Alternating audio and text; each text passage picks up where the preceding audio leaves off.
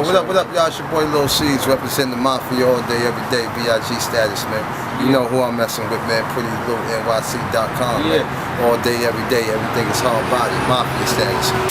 Who shot y'all? Separate the root from the ops. Who shot y'all? Separate the root from the ops. Weak heart to creep the Brooklyn streets. That's all, nigga. I'm not gonna like this is Hold up. It's only right. I don't mean to disrespect the greatest rapper of all time. I said it, and I'm gonna say it again. The greatest rapper of all time. Alright? We lost the best rapper on March 9th, 16 years ago. His name is Notorious B.I.G. And I told you I'm doing a special show tonight, alright? For the Notorious B.I.G. And I got this man in the building right now, alright? It's the only man who was close to the greatest rapper of all time. Do it up, Knox. Do it up, Knox. Hold up, Knox.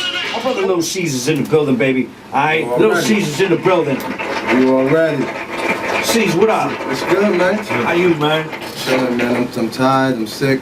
First of all, I want to give a big happy birthday shout out to his sister, right? No, my mom's birthday. Mom, is your mother's birthday? Happy birthday to the mom. Happy birthday to the moms. You know what I'm saying? Give her a clap. Definitely. Happy birthday, mama love. So Cease, man, we told you we're not gonna play no music. We're gonna get instrumentals right now. You know what I'm saying? But we're not gonna play no. We're strictly interviewing live, me and you right now. You know what I'm saying? We're gonna talk about the life and death of the Notorious B.I.G. Of course, you being his best friend, you know, his right hand man, being next to him all these years. We're gonna talk about the present and talk about now. You know what I'm saying? So, 16 years, man. Long time. You know, long time.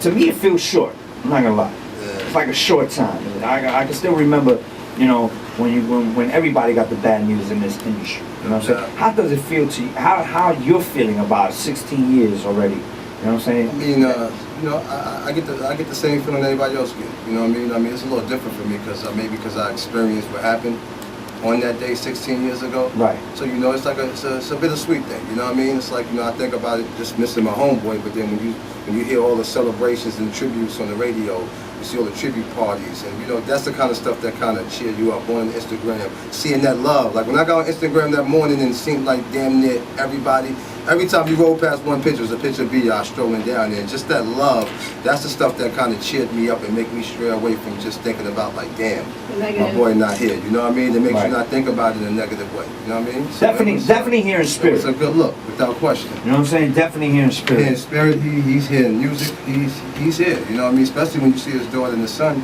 You know, you'll see people like myself and Kim and Faith and, you know, seeing all the people that was close to him still pushing and striving to do what they do. That's the legacy he left. Now you know me, man, controversial man that ever hit the radio, man. You know I gotta ask you these questions. You know what I'm saying? I gotta give what the people want to hear. You know, first of all, how are you doing with Kim and Faith and everybody? Is it still, you know, are you guys talking? Is it like? I mean, me and Faith that's sis. Right. To the death. You know what I mean? Anytime she up here, we the first people she hit. Right. You know what I mean? As far as Kim, me and Kim still not in contact, but you know, we working on something, and Kim know I love her to death.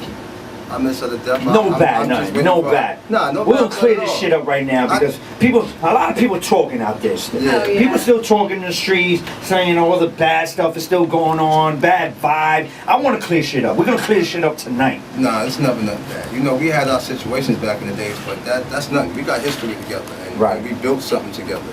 So that love for me don't never change. You know what I'm saying? Like no matter what we went through, that's just like a brother and sister going through something. I may not speak for a minute. Y'all argue, you fuss and fight for a minute, but the closeness is what makes that. You know what I'm saying? At the end of the day, my love don't change. Right. We built history together, so that don't change. And every year I try to reach out to Kim because that's just who I am. That's just that goodness in my heart, and I just know I want to see something better for both of us, and both of us together. That makes everything else better. For everything, for hip hop, for us. Right. But Kim, I love her to death. My people's love her, and you know, we gonna try to make something happen, definitely. Now, what do you think about hip hop now, man? Without B.I.G. around, without Biggie around, man. Like, let's keep it fun. Me personally, man, there's just some routes that I just don't like. I agree. There's just some routes that I just don't like. It's just not, you know. I just think it's just not good music anymore. this is alright music that you hear now. It's not good music. Like back in the day, they ain't 36 Chambers. This ain't the Raekwon, the Purple Tape. This is none of that. This ain't the What album from Redman. This ain't, back in the days, you had competition. You had to make records. Nowadays, you make some catchy shit. You might have the #1 record. Strip club music. You know what I'm saying? I mean, don't get me wrong. I don't knock it though. Yeah, I don't knock it. Because the game is made to be changed. You know what I'm saying? But I just think that element, the lyrics, that's lost. Really making records, that just left. You know what I mean? And I can't do that.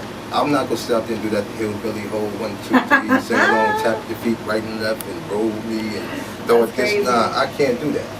You know what I mean? I still like to listen to my Raekwons and my Nas and my Redmans. You know, I want to hear some lyrics, my Prodigies. You know what I'm saying? I want to hear niggas rap. That's where I come from. I was around the best that did it. Speak the knowledge. Yeah, you got to impress people. Don't get it twisted. When I'm drunk and I'm high, and I'm in the clubs. I like that shit. But that's what it's for. Anybody's but that's that element. That shouldn't be called hip hop. That should be club music, because that's what that is. You know, you want to talk about hip hop. Hip hop is hip hop is lyrics. Sit down to the SOB days, the SOs and all that stuff. You know what I'm saying? The real stage. So you got them cats coming out here talking about that's hip hop. That's not hip hop.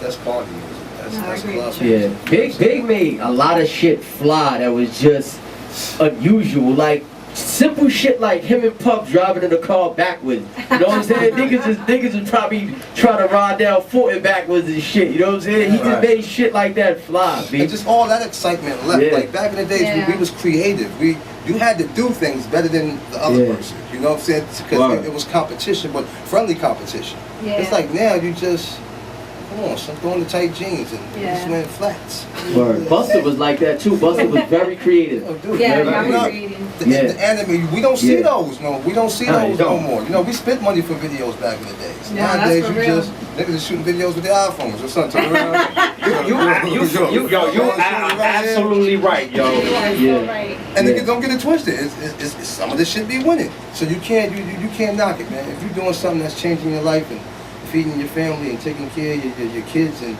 you progressing financially, then you can't knock it. But at the end of the day, don't mix that with hip hop. Hip hop is here.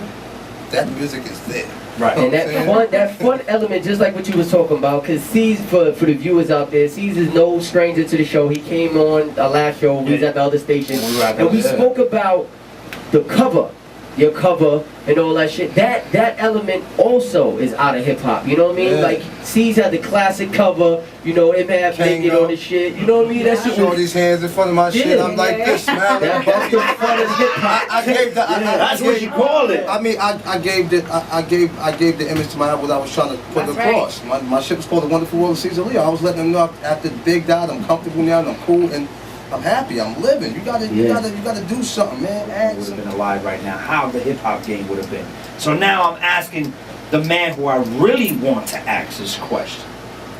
It's to you. How would you feel if this man would have still been alive right now? You know what I'm saying? Me personally, I think he would have been smacking around niggas up right now. Of course. I think he smacking them. I think he would have been dipping his down and still doing music, and I think all the people that was about that represented hip hop will still be on that top. We wouldn't be sitting here talking about why Nas ain't selling this or doing this. We wouldn't be talking about why Raekwon is not on 106 in Park. We wouldn't be talking about that. All them people that's about lyrics would have still been in rounds, because that's what it would have been about. None of these dudes will have a shot. I don't think what you hear today, I don't think near one of them will have a shot. Maybe a handful I could count that'll probably get a pass. Right. If B opposite. But the people that we grew up on to love, that's still out here, still moving, but you don't see, I think they would still be at the forefront. You know what I'm saying? The Method Mans and the Ghostface. And like our generation. Our generation. Mobb Deep. I think all those would have still been right here, because this was your competition. What you gonna tell me? Like, no disrespect to a Trinidad James or somebody like that, but would that be big competition? Like, you know what I'm saying? Like, if Big was here, like, is this, you wouldn't be comparing that. Not to knock him, you know what I'm saying? Like, not at all, but I'm just making an example of what it would be. Like, nah, it would still be those dudes that's really spitting in the lyrics, you know what I'm saying? And you would have dudes like Jadakiss and the Fabs that would have been coming in, getting that stamp of approval from Big and the J's, like, all right, yeah, they nice. He get busy. It wouldn't be no room for error, for all that other shit. That shit would have been out the window. And that's just me being 100. I'm telling you, baby. Word. I mean, cause I mean, not to cut you off, Knox or see, like you, I'm gonna keep it real, you know. A lot of baby cries out there, my dude. There's a lot of baby cry niggas, man. There's a lot of baby cry ass rappers out there. A lot of baby cry ass rappers. We want to complain about what number they are on MTV's raps. You know what I'm saying? Come on, man. Like a lot of baby cry dudes. And it's cool to give props. Like, let me tell you one thing about Big. Big didn't think he was the best. Big would tell you, if you asked Big, if Big was here, you asked him who was the best, he would tell you who it was. Wow. You know what I'm saying? Like, I used to look at him like, what? You bugging? Well, maybe that's But that's just how he was like, yo, dog, I think son got me. And this is Big. He's just, I said, like, he's like, yo, listen to what he said right here. Big was a hip hop head, straight just, we used to go and buy albums back in the days. NWA, Niggas for Life. Mama Said Knock You Out, Chuck Rock shit. We would go literally buy cassette tapes. We used to walk around with boxes or sit them shits on top of the garbage can on Fulton Street. And we would listen to people's albums. And Big would sit there and study. That's why when you hear him, he was so versatile and so balanced. Because he listened to everybody. He like everything. You know what I'm saying? Like, we listen to the Loonies. I got 5 on it. We listening to fucking, what's my man Trigger got no Spice One. You know, we was listening to all that shit. Yeah. So we was just hip-hop heads. We was young little motherfuckers that was just into the music shit. Well, that just rolls right into my next question, because I want to know, well, not how did it came up, but I want to know you personally, see, what went through your mind when you heard the Bone Thugs and Big? Because that shocked the shit out of me, because that shit was so crazy and I didn't expect that, and niggas just got busy, like tore that shit up. So I want to know how you felt when you heard it for the first time. I just didn't think he was human no more. Yeah. And that was the first time he actually made people leave the room when he did vocals. Wow. But he just didn't want nobody to hear it. If you fucked up and you got to keep doing it, he was just like, yo, y'all gotta leave. I gotta really concentrate and fuck with this one. A lot of time he'd do vocals, he could look at us from the other room and we in there bugging, and he like, you hear the beginning of the story, he tell you, he'll go, who the fuck are you talking to, man? You know what I mean? Like, he just, cause he's sitting there just like, but that time he was just like, yo, nah, y'all got to leave. But we was right back in there in about 15, 20 minutes. And that's what we was listening to. And I was just looking at that motherfucker like, yo. Crazy. I used to ask him that sometimes, where the fuck you come up with this shit? And he just sits there. And you just think he's not doing nothing. Then you go, you're big, you're all right. He goes, yeah, I'm good. Tell son to put the mic up for me. And he go in there and lay out the whole record, ad-libs, hook, doubles, verse. And you just listen and look at him like, where did that shit come from? Like, what's your thought pattern when you be thinking about this shit? Like, teach me this shit, you know what I'm saying? Right. It's just, you know, that's the shit that used to amaze me about him. You know what I mean? It was a little, people thought like, oh, see, you're around him all day, so you're used to it. I'm like, yeah, I'm used to it, but it's different. Yeah. Because I'll be sitting there just watching him going, yo, you know, after you hear something, when you hear me there doing it, I'm like, yo, where this shit come from? That's just, he just had a gift, man. You know, when you got people that dope, it's just a gift. He was just a humble motherfucker that he didn't even look at himself like that. He knew he was nice, but he didn't think he was that nice. Big really did. He thought it was other. He thought it was a lot of other people that's just doper than him. And that's just him being just the humble guy that just enjoyed music. Yo, that shit is incredible. All right. What's in the future for Lil Cease? Especially, I don't know if you know. I know because I know my manager Bless probably going to tell you later on. We actually have a little documentary about to come over with me. And I'm getting myself into the fitness as well. And I know you have a fitness company now. Straight fitness you now. You know what I'm saying? Like, forget about it. You know what I'm saying? Like straight calisthenics, I heard, all that stuff. So now you're kicking more into the fitness-wise. Also, with the music. What's going on with the music? I got a mixtape coming out called Truth Be Told. And then that's coming out next month. And we're going to drop a Mafia mixtape called Still Riding for the King in May. Nice. You know what I mean? Junior Mafia. Junior Mafia, yeah. We Mafia dons now because we not juniors. Alright, so you know what I'm saying? I got my boy Style, but I'm gonna drop my style in the building. I'm gonna drop my solo mixtape first. It's a mixtape album. It's not me freestyling over no tracks. It's all original music. How do you feel about these Brooklyn rappers? I California. I mean, that's where I'm from. I'm biased. You know what I mean? Like, you know, I'm all Brooklyn. So I got it. Really I got it. You know what I'm saying? I'm just saying. Really insane. You know, like, you know. Nah, I mean, at the end of the day, I'm more New York. It don't matter about Brooklyn. I'm biased when it comes to the city. I ride for the city. I like the Nets. I like the Knicks. I like the Rangers. I like the Islanders. You're New York Yeah, at heart. I'm just New York. Who's your top rapper right now from New York? My top rapper from New York. It's a toss-up between Fab and Kiss.